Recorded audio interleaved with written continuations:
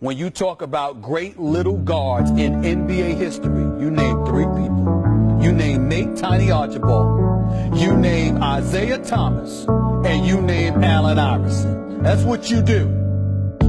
Like with the mistakes that I made in my life, you know, I created a picture of me that's not me. We sitting here, I'm supposed to be a franchise player, and we're in here talking about practice. I mean, listen, we talking about practice. I did a lot of things when I was young that I'm not proud of, but I think, you know, those things helped me to be the man that I am now. All I want to do is play basketball.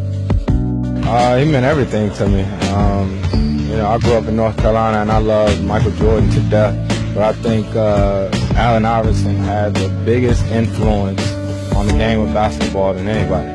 When I was a kid, I wanted braids because of Allen Iverson. You know, I wear number 3 the way that I played because of Allen Iverson. So it was tough to see him retire because, you know, he's AI.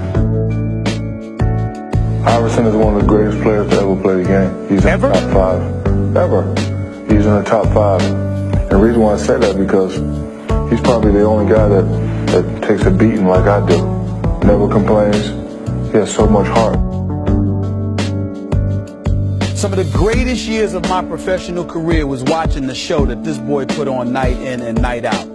He is a first ballot Hall of Famer as far as I'm concerned. We know the numbers. 3-time NBA All-First Team, 11-time All-Star, Rookie of the Year, 2-time All-Star Game MVP, League MVP in 2001, one of the most electrifying scorers in NBA history. There's never been anybody like him, and I don't think there'll ever be another one like him. Because of the he's as great an athlete as I've ever seen. He has the greatest heart you could ever put him in it. You talk about guys that had an attack mode like Jordan and Kobe, that they're always compared. He's on par with them in terms of his aggressive attack to the game. He maxed out. I don't think there's any guard that size other than Isaiah that's going to have that career. I don't think anyone. I think a lot of the guards like Ty Lawson, they thanking Allen Iverson, thanking guys like Isaiah to say, you know what, if I'm 5'10", 5'11", or even 6 foot, I can use my quickness. If I got a jump shot, use the pick and roll. Allen Iverson said that he can get knocked down 100 times. He's getting right back up. Yeah, but I think he maxed out. Yeah, I don't think he.